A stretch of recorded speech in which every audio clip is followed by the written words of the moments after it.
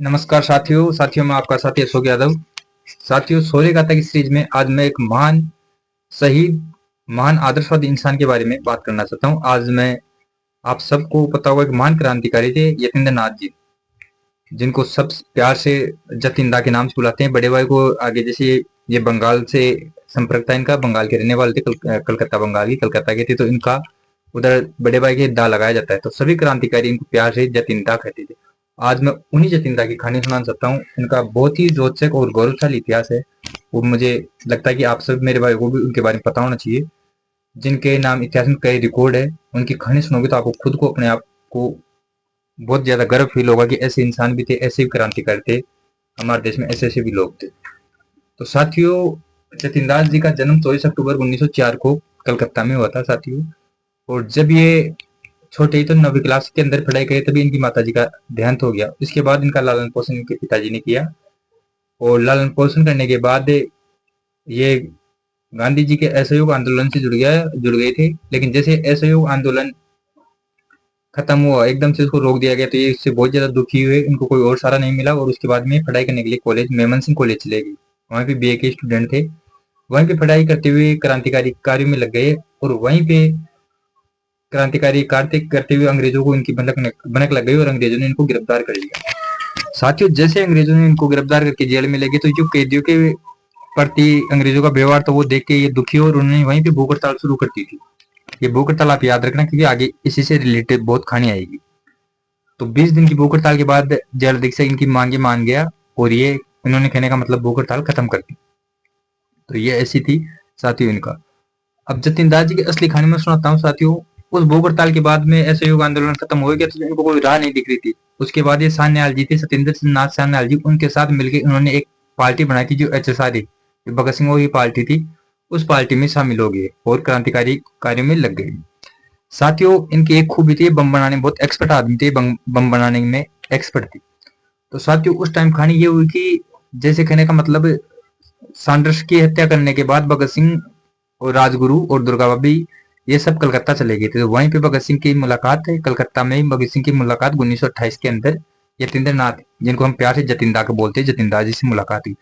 वहीं पे भगत सिंह साहब ने जतिंदा को बोला कि आप हमारे क्रांतिकारियों के लिए बम बनाओ, ताकि हम क्रांति को और भी मजबूती दे सके।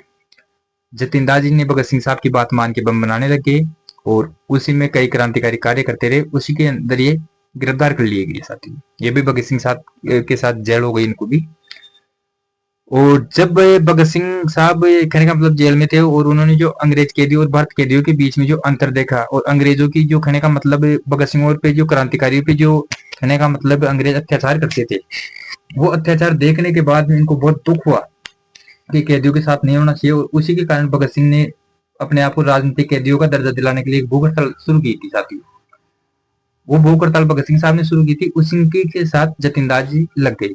अब साथियों, मेन कहानी अब सुनना, जतिनदास जी क्या थे, उनका क्या दिमाग था, क्या लेवल था, वो सुनाता साथियों। साथियों, जतिनदास जी ने बिना रुके 63 दिन की भूख हड़ताल की थी। 63 दिन, 63 डेज की भूख हड़ताल की थी उन्होंने, जो आप सोच भी, मैं और आप तो सोच भी नहीं सकते। एक दिन व्रत उपवास रखते हैं, उसके अंदर भी अपन सुबह से शाम तक कभी कौन सा फ्रूट खा रहे हैं, कभी कौन सा जूस पी रहे हैं, कभी क्या कर रहे हैं, कभी क्या कर रहे हैं, लेकिन उन्होंने 63 दिन तक नॉन स्टॉप भूख हड़ताल की थी।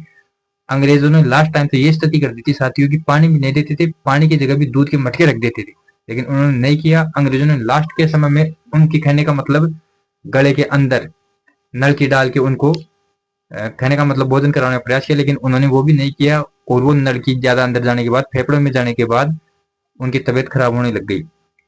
और कहने का मतलब, जतिनदास जी 13 सितंबर 1929 को शहादत को प्राप्त हो गए, इस लोक को छोड़ के परलोक में चले गए। उनको अंग्रेजों ने इतना टार्चर किया कि 63 दिन के बाद में सिर्फ उनके शरीर पे हड्डियां रह गई थी, और कुछ भी नहीं था। सिर्फ हल्की फुल्की, कहने का मतलब, चमड़ी और हड्डियां रह गई थी। उन्होंने बोला था कि मरते वक्त उन्होंने एक वाक्य बोला था, वो बताता हूँ आपको, बहुत अच्छा वाक्य था। मरते वक्त जतिनदास जी ने कहा था कि मैं कोई साधु नहीं हूँ, मैं बस एक साधारण इंसान हूँ, और जो अपनी देश की गरिमा के लिए मरना चाहता हूँ। ये उनके थे कि मैं एक साधारण इंसान हूँ, मुझे कोई बड़ा मान सम्मान नहीं दिया जाए, और मैं अपने देश की आन बान शान के लिए मरना चाहता हूँ। साथियों, जब ये मरे, तो उन्होंने उसी टाइम, कहने का मतलब, इनकी जो अंतिम यात्रा थी, इनकी बॉडी को, उनकी जो शहादत होने के बाद, उनका पार्थिव शरीर को अंग्रेज, कहने का मतलब, लाहौर से इनके लाहौर सेंट्रल जेल में इनको कहने का मतलब शहादत हो गई थी, भूख हड़ताल के कारण शहीद हो गए थे, 63 दिन की भूख हड़ताल के कारण शहीद हो गए थे। तो जब इनकी पार्थिव देह को लाहौर से कलकत्ता लेके जा रही थी, तो हर स्टेशन पे जहाँ पे ट्रेन रुकती थी वहां पे हजारों की संख्या में इंसान लोग खड़े होके इनका कहने का मतलब श्रद्धांजलि अर्पित करते थे।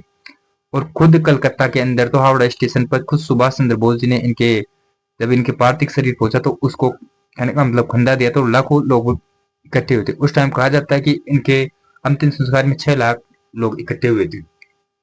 साथियों, मेरे हिसाब से आज तक इतिहास में इनसे लंबी भूख हड़ताल किसी ने नहीं की। जो 63 दिन की भूख हड़ताल के बाद ही और उसके बाद भी इन्होंने भूख हड़ताल तोड़ी नहीं। ये चाहते तो अपनी भूख हड़ताल तोड़ के अपनी कहने का मतलब अंग्रेजों के साथ मिल सकते, लेकिन इन्होंने अपने जान देने के लिए कहने का मतलब 63 दिन की भूख हड़ताल भी करते हैं। साथियों, मैं तो इनका बहुत ही बड़ा परम भक्त हूँ, इनको बहुत मानता हूँ। आपको भी अच्छे लगे हो तो जतिंदा यतीन्द्र नाथ, और वैसे हम जतिंदा बोलते हैं कि बड़े भाई थे हमारे लिए, तो हमारे बहुत मान्य है, भगवान की तरह है। तो जतिंदा के लिए अपने बच्चों को जरूर बताना। जो आज सुबह से शाम खाना नहीं मिलता तो अपने घर वालों से लड़ाई कर लेते हैं, बहुत परेशानी करते हैं कि मैं आज खाना नहीं खाया, ये हो गया वो हो गया। लेकिन कभी जतिन दास जी का इतिहास पढ़ना, फिर पता लग जाएगा कि 63 दिन की भूख हड़ताल क्या होती है। तो साथियों, हम ऐसे देश में निवास करते हैं जहाँ पे जतिन दास जैसे इंसान भी हुए, तो हमें इस चीज का इतिहास को पता होना चाहिए। साथियों, कोई बोलता है आजादी किससे आ गई, उससे आ गई, उससे आ गई, कई बातें करते हैं, लेकिन सही बात तो है कि आजादी की जो नींव थी ना, उसके अंदर जतिन दास जी जैसे महावीरों की हड्डियां गड़ी हुई है, उसके अंदर गड़ी हुई है वो हड्डियां।